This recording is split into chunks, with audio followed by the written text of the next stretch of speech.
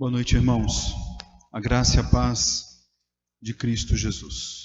Amém? Vamos abrir as nossas Bíblias na segunda epístola de Paulo à igreja de Corinto.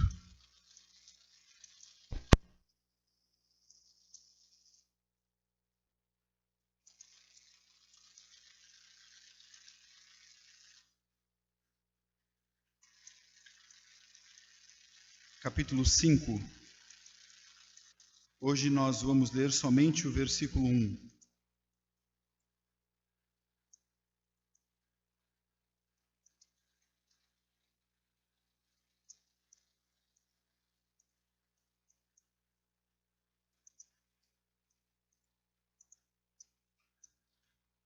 Todos abriram? Amém?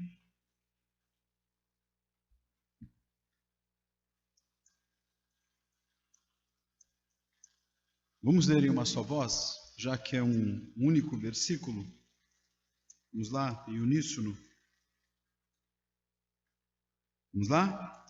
Sabemos que se a nossa casa terrestre deste tabernáculo se desfizer, temos da parte de Deus um edifício, casa não feita por mãos, eterna nos céus. Amém. A NVI nos diz assim: sabemos que, se for destruída a temporária habitação terrena em que vivemos, temos da parte de Deus um edifício, uma casa eterna no céu, não construída por mãos humanas.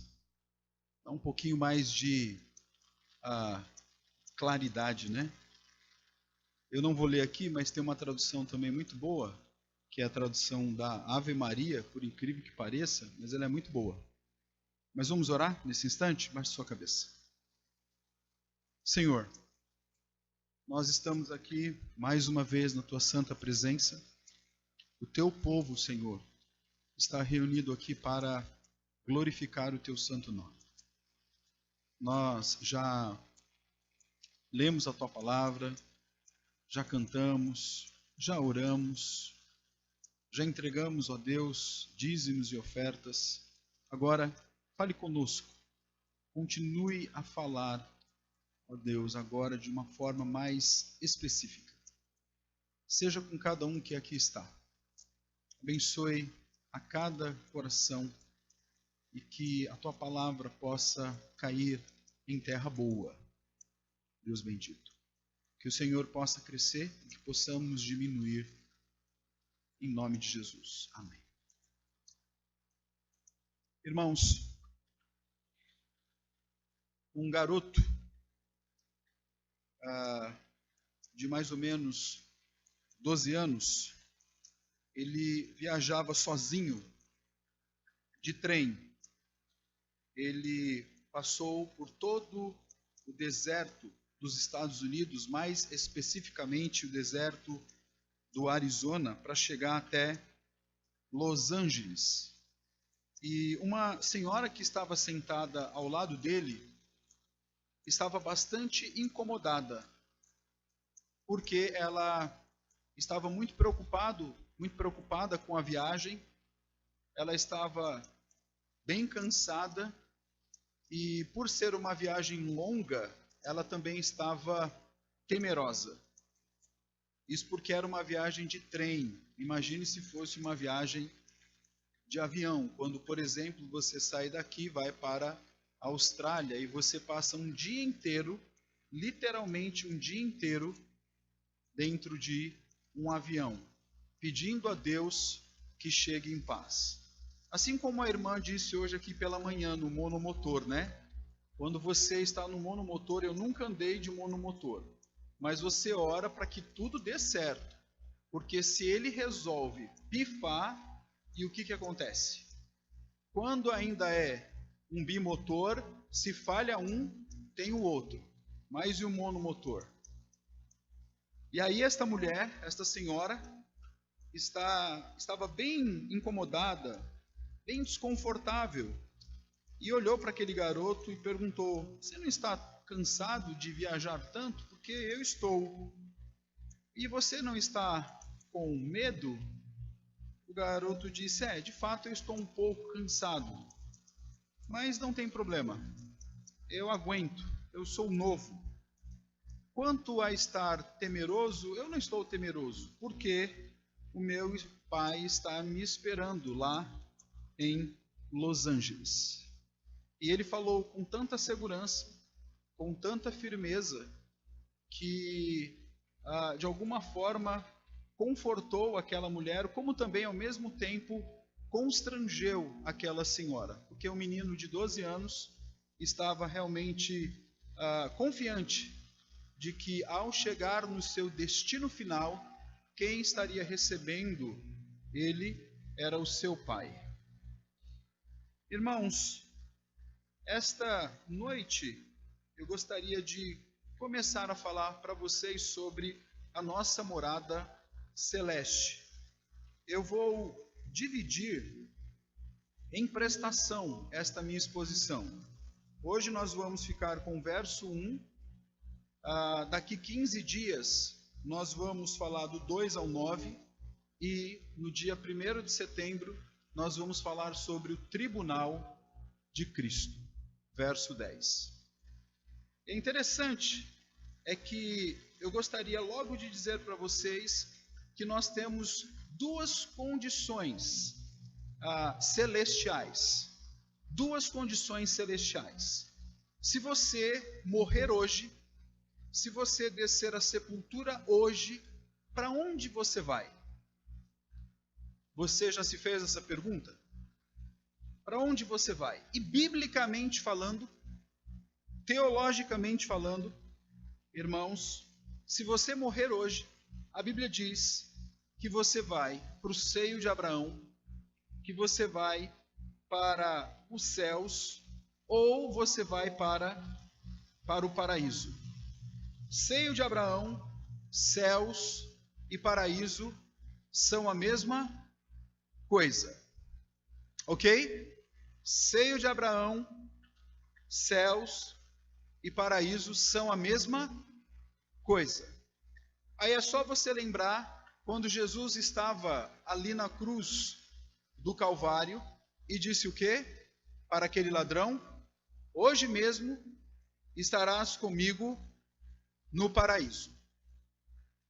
Quando você abre a sua Bíblia no Evangelho de Lucas, ele está escrevendo para uma audiência mais gentílica, por assim dizer. Ele não está preocupado com uma audiência judaica ou romana, como acontece em Mateus e em Marcos. Você vai encontrar ali naquela parábola, quando você tem Lázaro e o homem rico. E aí a Bíblia nos diz que aquele homem está no seio de Abraão. Quando você abre as Escrituras em Mateus, você vai ver que aquele que realmente morre no Senhor está nos céus. Então, descer à sepultura, e eu espero que vocês que aqui estão esta noite, vocês vivam mais 50 anos, 30 anos, eu espero que vocês vivam na realidade todos os anos que Deus decretou, tá? Mas morrer significa estar nestes lugares que são sinônimos. Agora, há uma segunda condição. Qual é a segunda condição?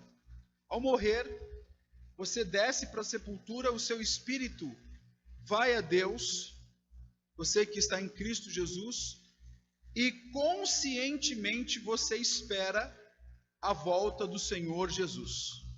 Quando ele voltar, ele vai fazer com que todos que morreram ressuscitem, justos e injustos.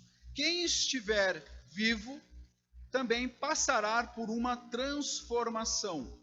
E aí nós estaremos num local chamado Tribunal de Cristo, para depois estarmos eternamente num local chamado Novos Céus e Nova Terra.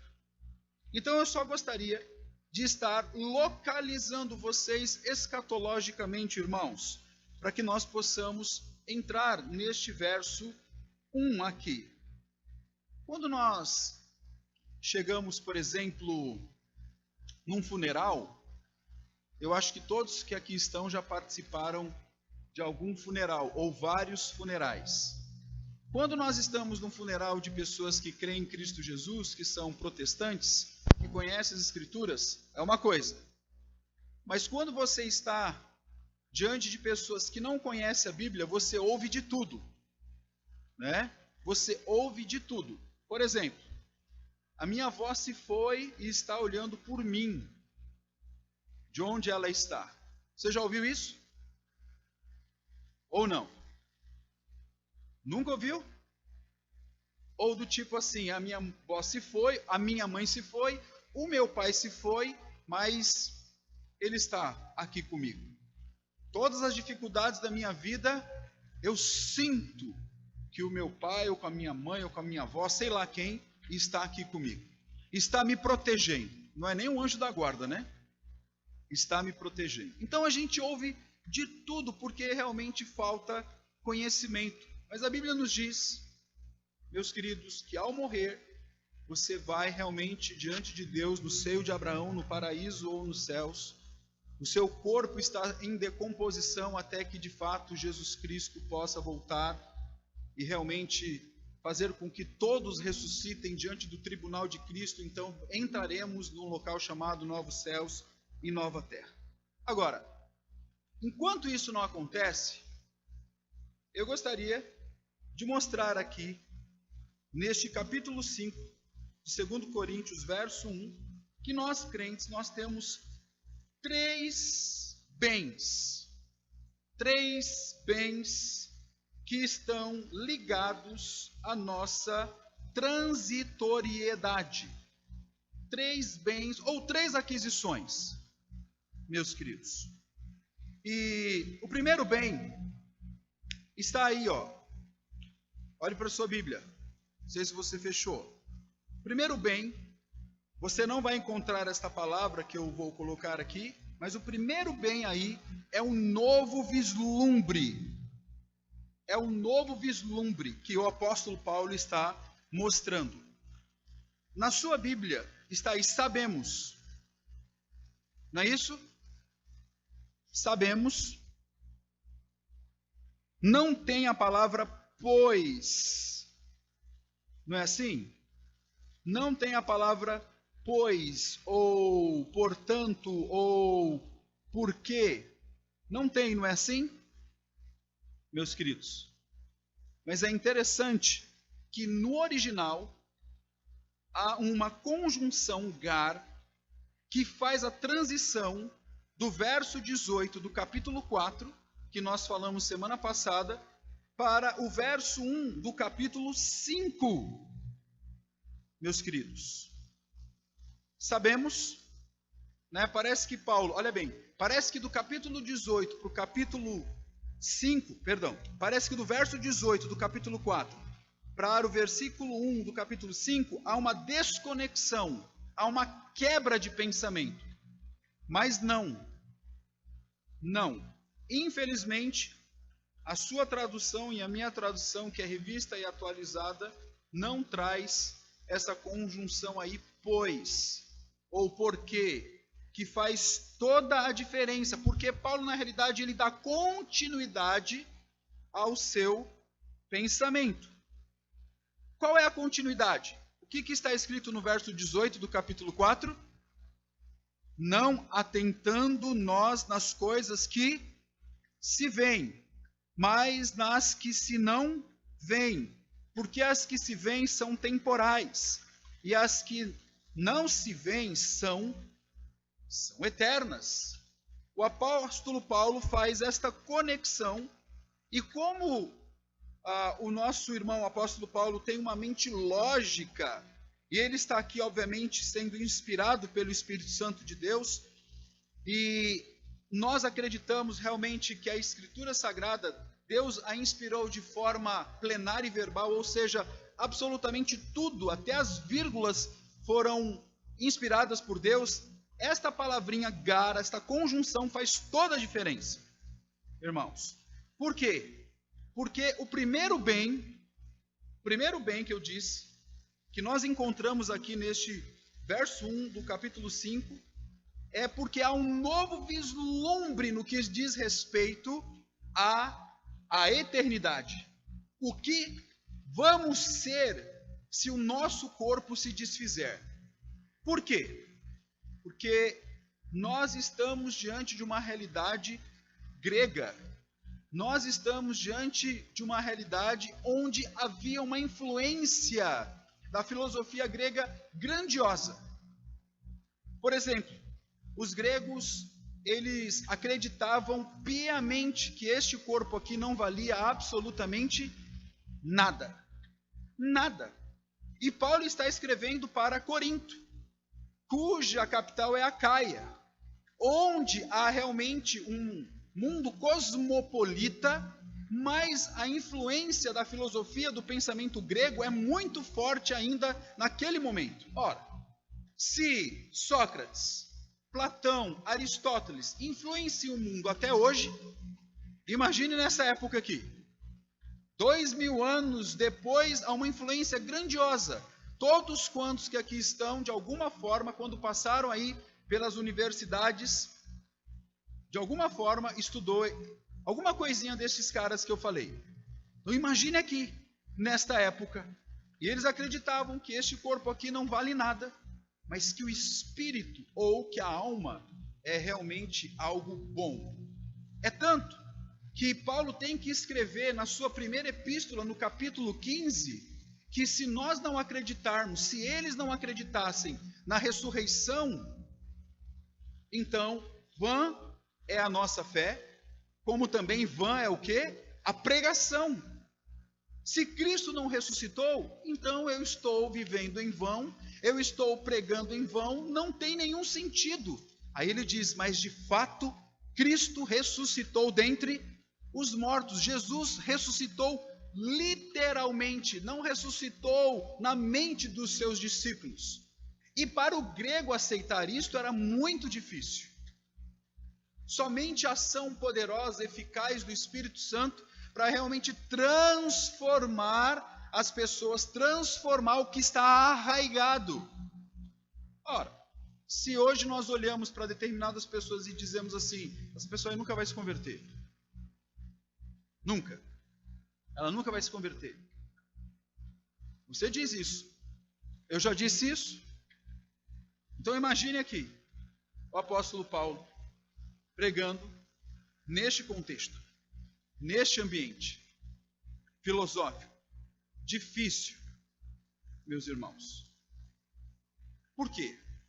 Porque na realidade, morrer era ter uma emancipação, porque o corpo para o grego não valia nada. Aliás, para o mundo pagão o corpo não valia nada.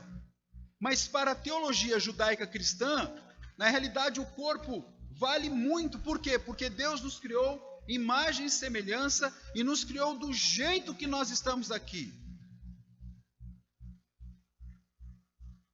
O apóstolo Paulo, então, dentro deste contexto, escrevendo para aquela igreja, ele vai dizer que no verso 16 do capítulo 4, por isso, Coríntios, vocês não devem viver desanimados. Pelo contrário, mesmo que o corpo de vocês se corrompa, o corpo exterior, contudo, o corpo interior se renova de dia em... Mesmo que vocês envelheçam, mesmo que vocês fiquem doentes, mesmo que as marcas apareçam, mesmo que realmente vocês desçam à sepultura, o homem interior deve se renovar de dia em dia. Porque a nossa leve e momentânea tribulação, porque de fato viver neste mundo em que nós estamos aqui inseridos é realmente uma tribulação, irmãos. Viver é um grande desafio, viver não é fácil. E Paulo, diante de todas as perseguições, de todos os sofrimentos, ele diz que era leve e momentânea tribulação. Produz para nós eterno peso de glória, acima de toda a comparação. Sabe por quê? Porque ele não estava se atentando para aquilo que ele estava enxergando, para aquilo que ele chama a atenção daquela igreja. Olha, o problema é, se você se atentar para aquilo que você vê, de fato, você vai sucumbir. Mas a nossa perspectiva, o nosso olhar deve ser para aquelas coisas que nós não enxergamos.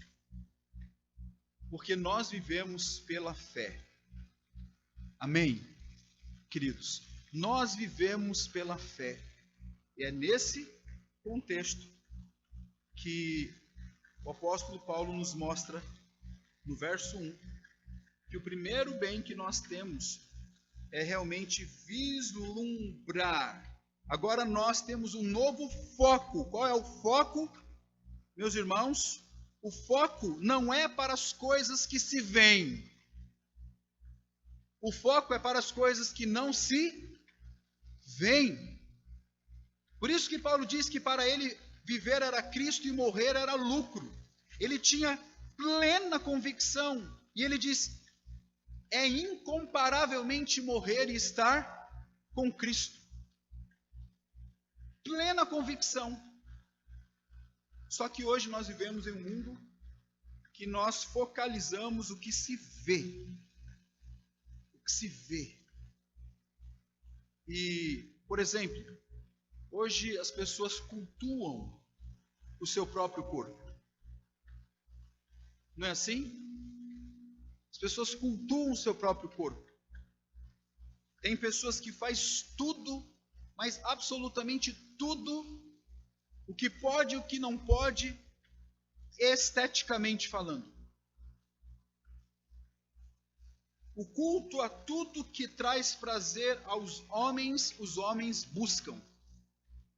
Eu falei do corpo, mas na realidade, o homem focaliza, o homem, pelo menos o homem sem Cristo, mas acontece infelizmente com aqueles que têm Cristo Jesus. Acaba focalizando no que se vê, dá prioridade ao que se vê, e Paulo nos direciona para uma outra perspectiva. Olha como isso influencia, por exemplo, as nossas relações interpessoais. O que nós valorizamos no outro? O que você valoriza no outro? Por exemplo, você valoriza no outro a beleza, a roupa que ela veste, os sapatos que se calça, onde ela mora. Se você valoriza isso, eu quero dizer para você que isto sim é mundanismo. Isto é mundano. Ou você valoriza a celestialidade nas pessoas. Você valoriza o caráter dela. Você valoriza a conduta dela. Você valoriza se realmente é um homem de Deus, uma mulher de Deus.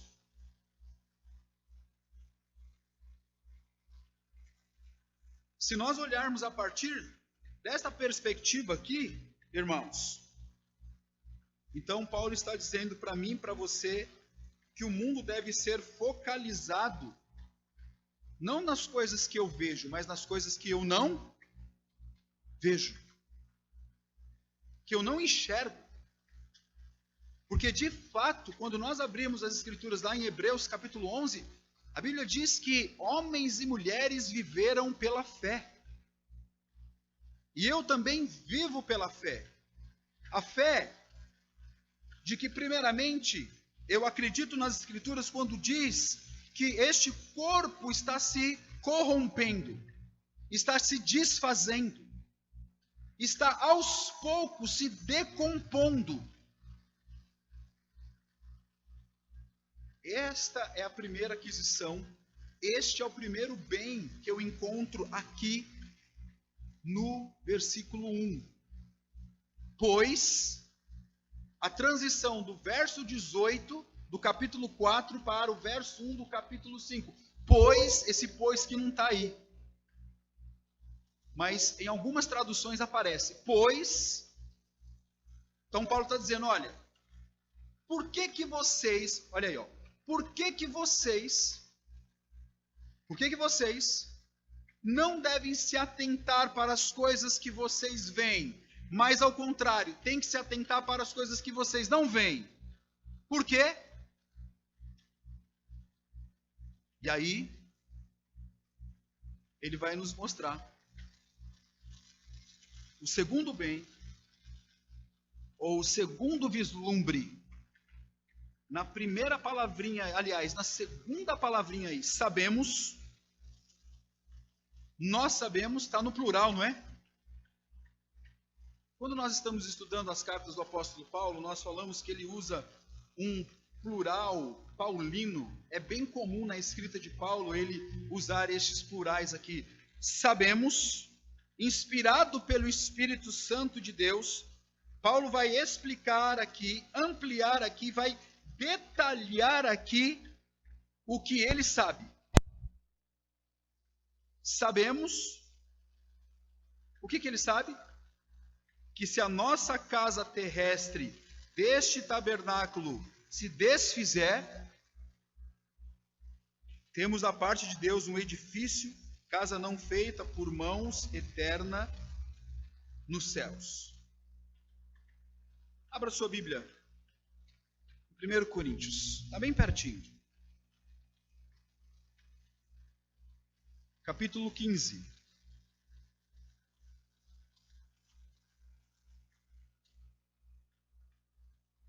Esse sabemos, olha bem, Paulo escreve a sua segunda epístola, e obviamente por uma questão de lógica e até mesmo por uma questão de ser óbvio, ele escreve primeiro a primeira epístola. Mas olha o que ele escreve no verso 51 do capítulo 15. Vamos ler todos em uma só voz. Sabemos. O que nós sabemos? Vamos lá. Eis.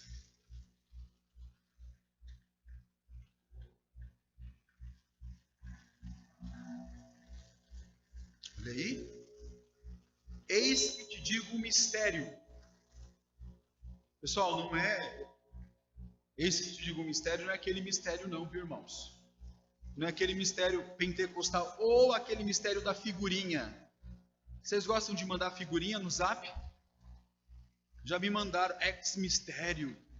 Meu Deus do céu. Tem de tudo naquelas figurinhas, né? Mas eis que vos digo o mistério. Aí os irmãos pentecostais dizem, eis que vos digo o mistério. Como fosse algo não revelado. Todas as vezes que a palavra mistério aparece no Novo Testamento, todas as vezes, significa algo revelado. Eis que te digo mistério. Aí ele vai dizer, nem todo dormiremos, mas transformados seremos todos. O que Paulo está dizendo aqui é o seguinte, olha, Jesus voltando, nós não vamos descer à sepultura, nós não vamos dormir no eufemismo, né, da morte. Se Jesus voltar nesta geração, neste presente século, nós seremos o quê? Transformados. Meus queridos. Então, Paulo, quando escreve aqui na sua segunda epístola e diz, sabemos que a nossa casa, se a nossa casa terrestre deste tabernáculo se desfizer, ele tem certeza disso.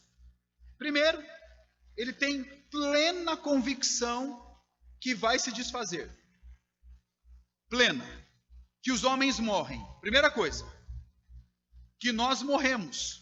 Isto faz parte da natureza humana. Nós nascemos, crescemos, nos desenvolvemos e nós vamos morrer. Mas uma outra coisa que está aqui no texto. que está na mente de Paulo. Meu Deus, quanta petulância minha, né? Dizer que está na mente de Paulo, mas está. É que ele tinha dúvida se ia morrer. Mas ele tinha dúvida se ia morrer, não porque ele se achava imortal, mas porque ele esperava a parousia, ele esperava a volta de Cristo. Ele pensava que a qualquer momento Jesus poderia voltar. E ele vivia cada dia como se Cristo fosse voltar. Então a primeira certeza do apóstolo Paulo neste sabemos é: eu vou morrer. Mas a segunda é: Cristo pode voltar a qualquer momento. E se ele voltar a qualquer momento, eu não desço à sepultura, eu não vou dormir, mas transformado eu serei.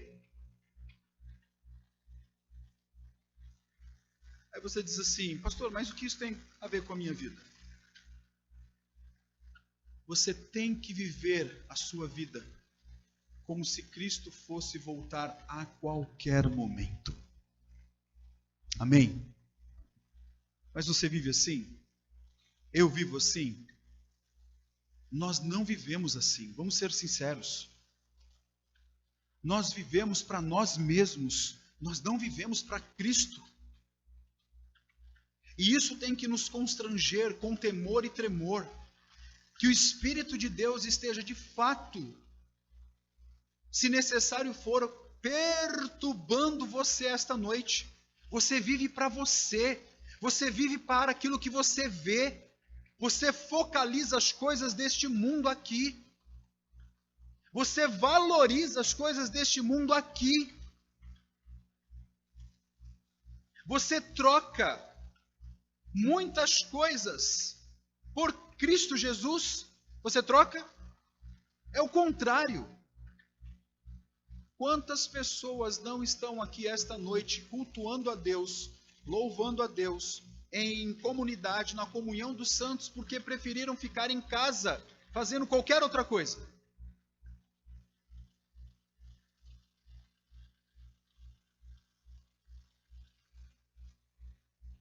Hoje é o dia do Senhor.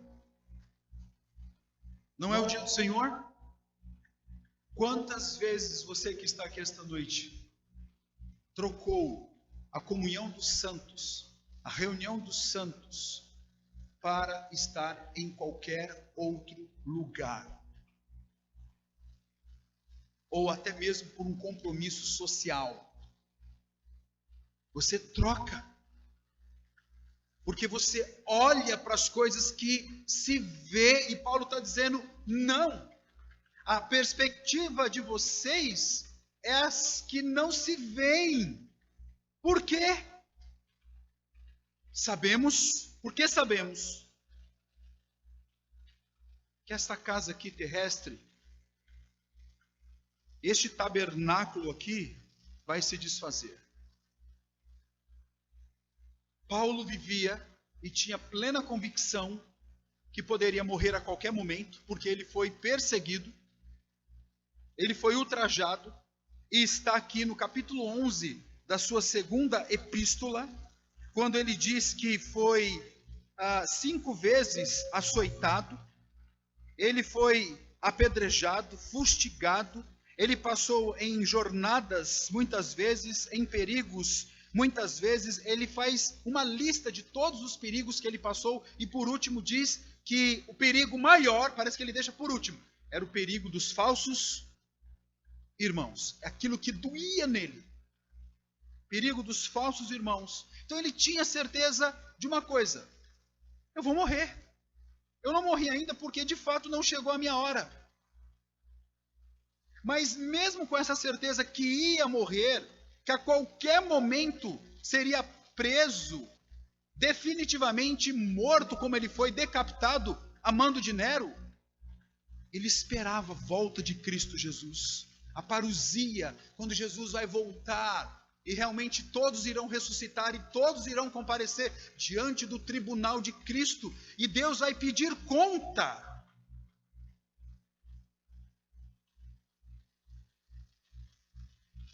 Hoje, o nosso segundo bem, a nossa segunda aquisição é que hoje nós temos um novo conhecimento. Nós temos o conhecimento de Deus e da sua palavra. Amém, queridos? Se o primeiro bem é que hoje nós temos que ter um novo foco, um novo vislumbre. Qual é o novo foco, o novo vislumbre? Olhar para as coisas que não se veem. O segundo foco, ou o segundo vislumbre, é que nós temos um novo conhecimento. Sabemos.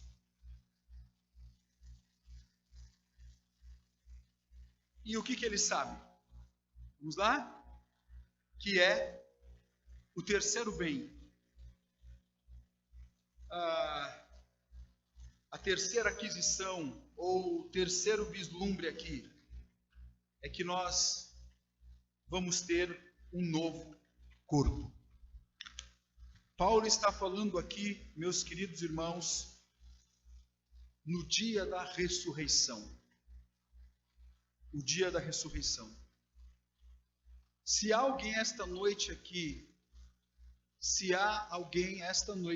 que porventura tem medo de descer à sepultura, tem medo de morrer, o apóstolo Paulo responde aqui para nós.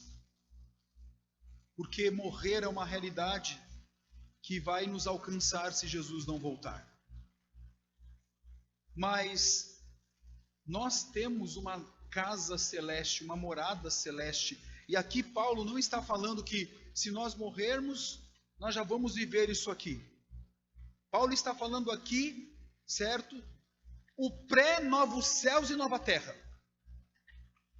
O que Paulo está escrevendo aqui para aquela igreja é a segunda condição celestial que eu falei. Qual é a segunda condição celestial? Quando todos serão o quê? Transformados.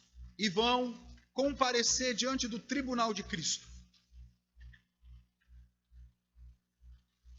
E a Bíblia nos diz que nós vamos ter, então, um novo corpo.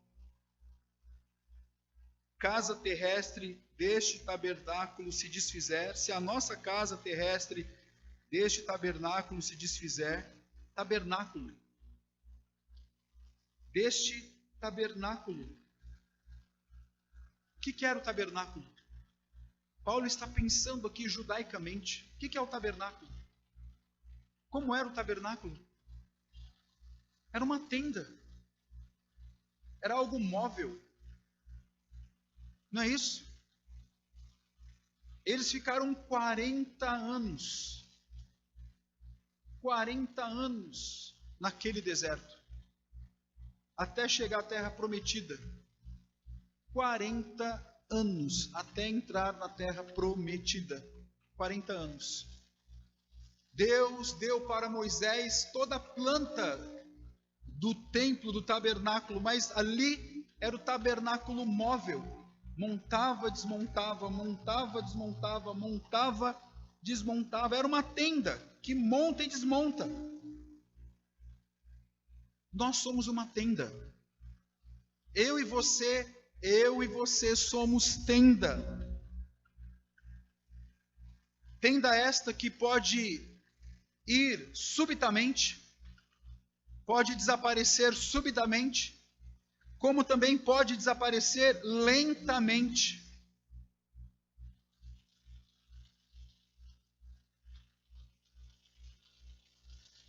Interessante, irmãos, que este novo corpo,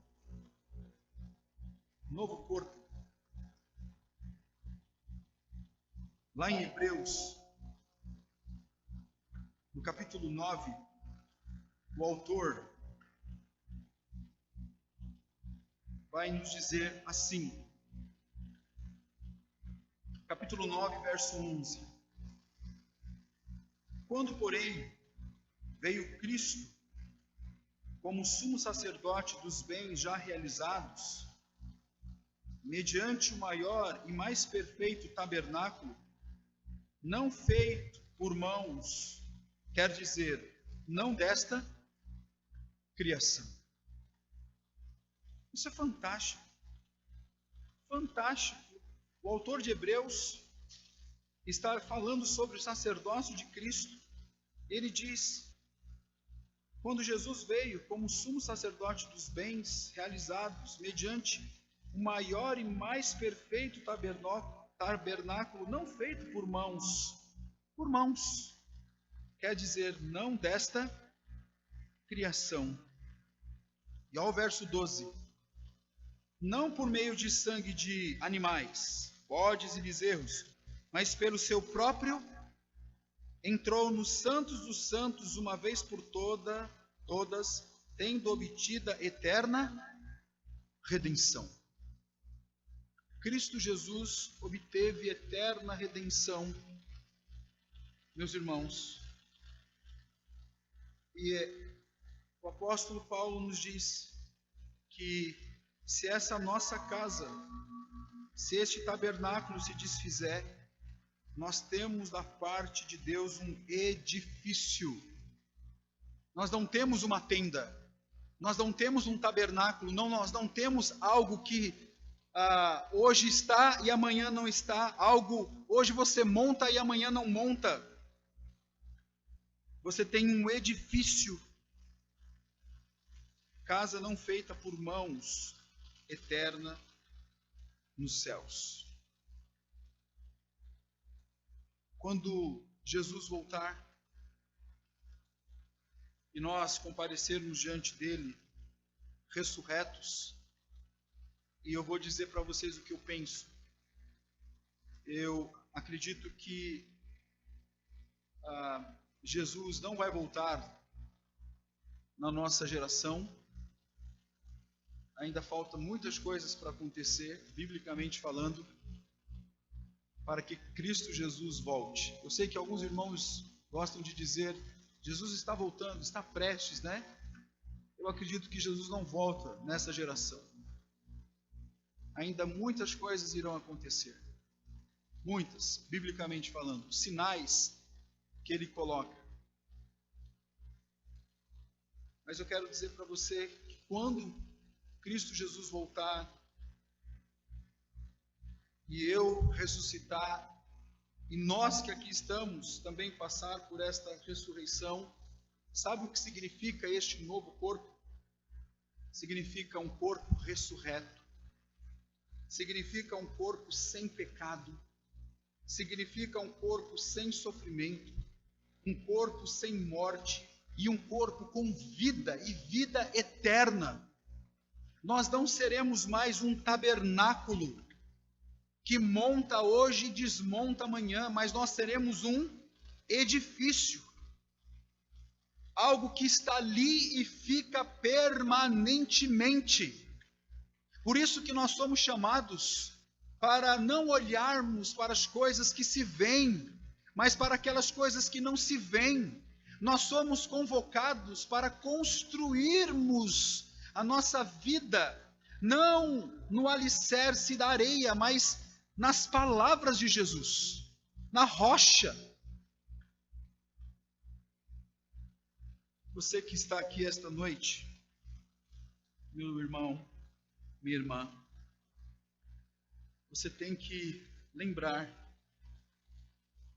que nós hoje fomos alcançados por Cristo Jesus e nós somos do Senhor. Quem está aqui esta noite e professa Cristo Jesus como Senhor e Salvador da sua vida e que demonstra frutos desta vida com Cristo?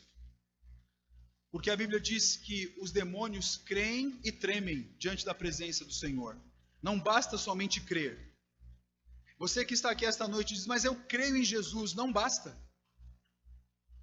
Você tem que crer e viver uma fé dos regenerados. E uma fé dos regenerados significa que você tem que dar frutos. Não é que você é salvo pelas suas obras. Não é que você é salvo porque você pratica boas obras. Mas você foi salvo para elas. Você foi salvo para obedecer. Você foi salvo para se atentar para as coisas que não se veem. Você foi salvo realmente para viver nesta profunda expectativa de que um dia você estará diante do tribunal de Deus e Ele vai dizer: olha aqui, me mostre o que você fez em meu nome, me mostre o que você fez por mim, me mostre o que você fez no meu reino, me mostre os seus frutos.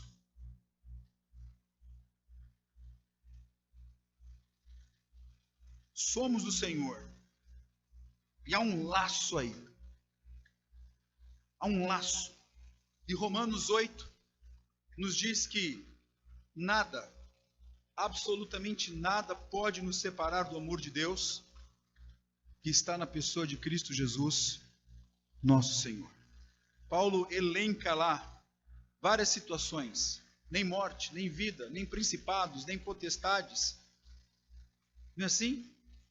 Nem coisas do presente, nem do porvir, nem poderes, nem criatura, nem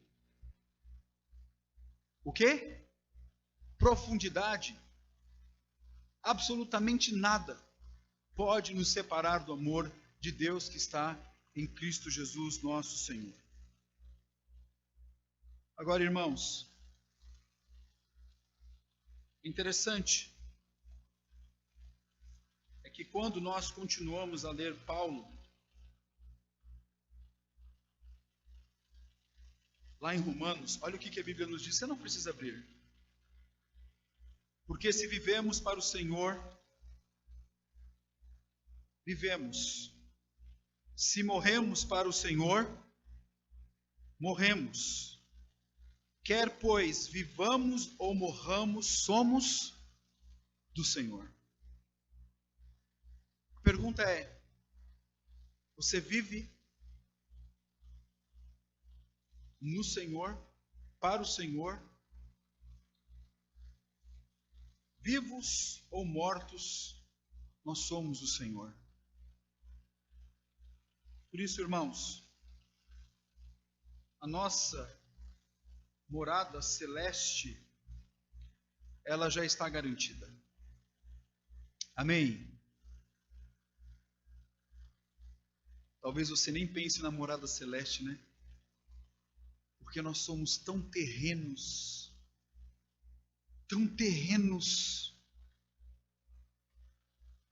que você não pensa na sua morada celeste. Talvez você pense em comprar um próximo apartamento, uma próxima casa, ou pelo menos dizer: o que eu queria ter era uma grande mansão. Talvez você pense em comprar o próximo carro. Talvez você pense em comprar a próxima joia. Talvez você pense em fazer a próxima viagem. Mas você não pensa na morada celeste.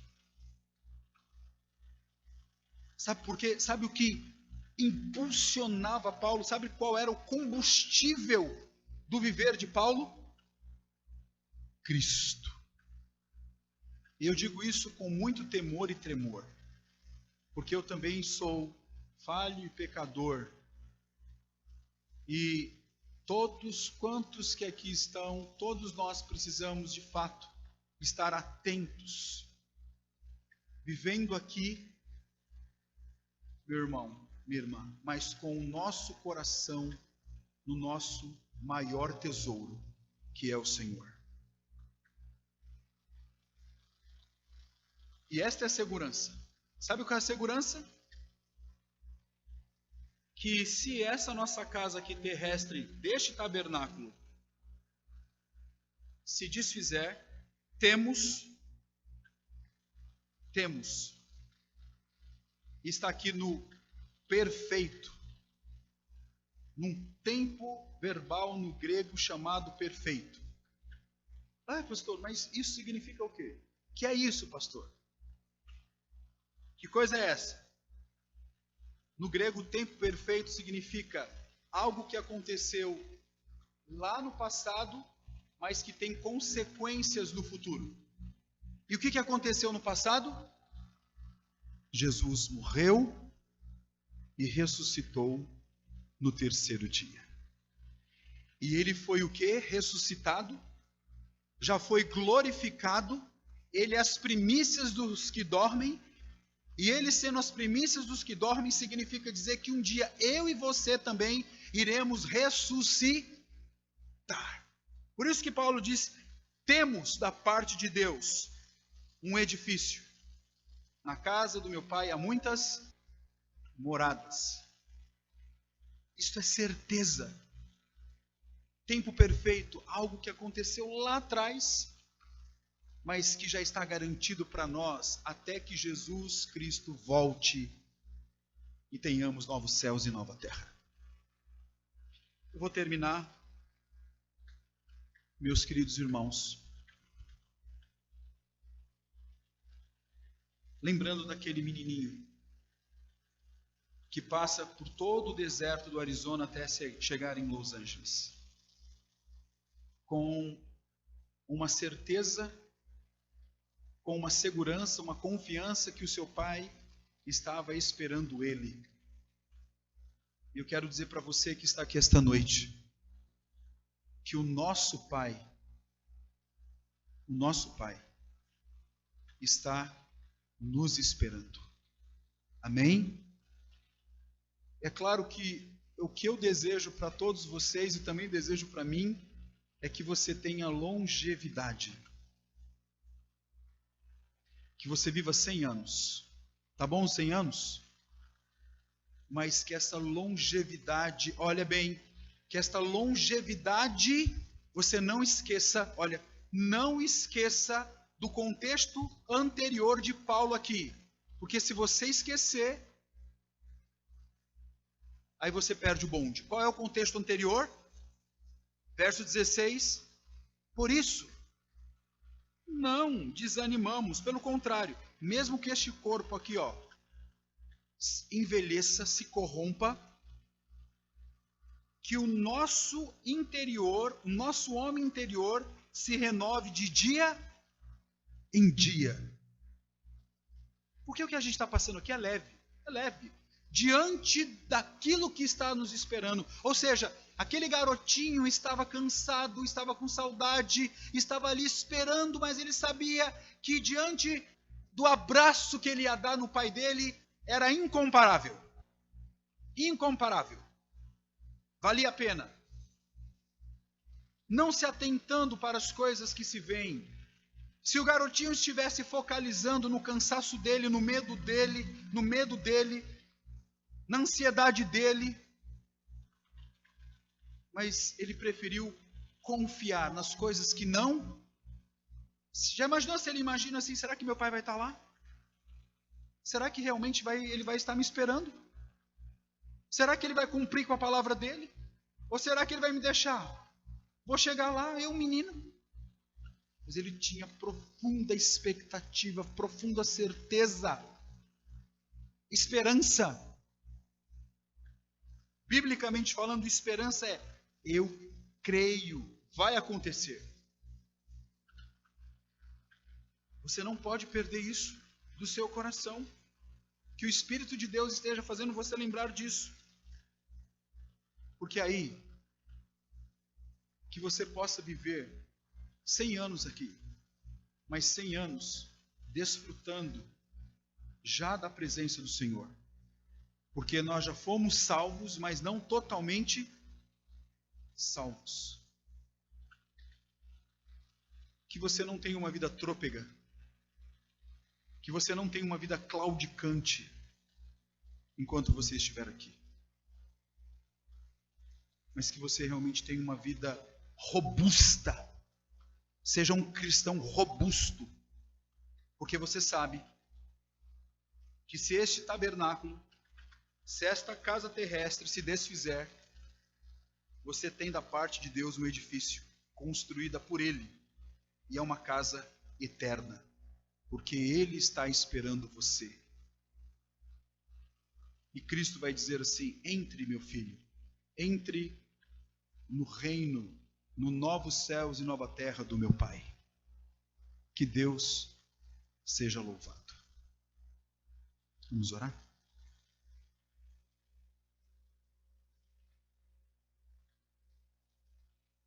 Vamos ficar de pé?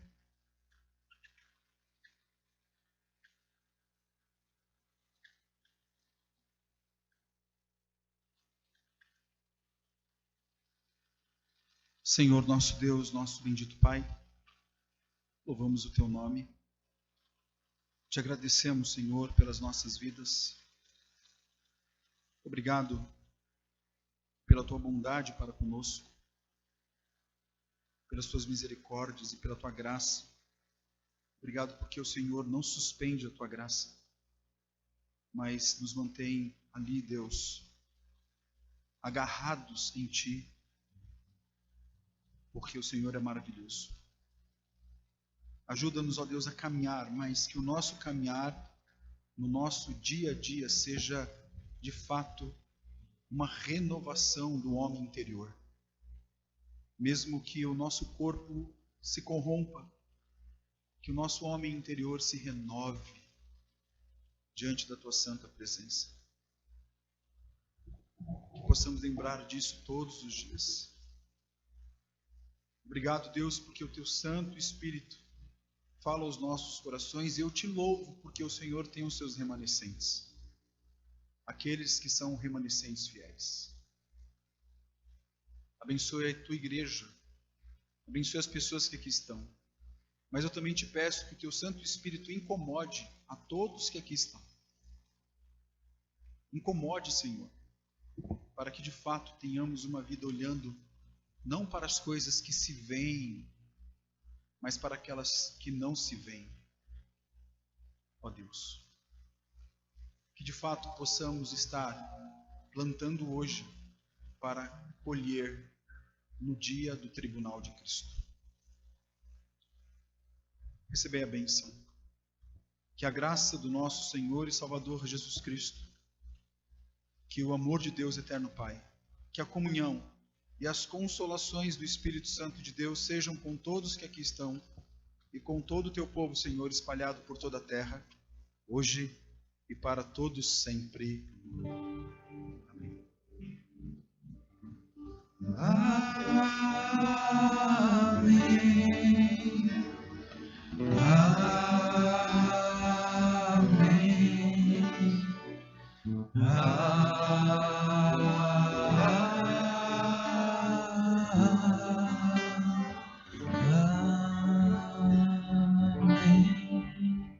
Tomem assento.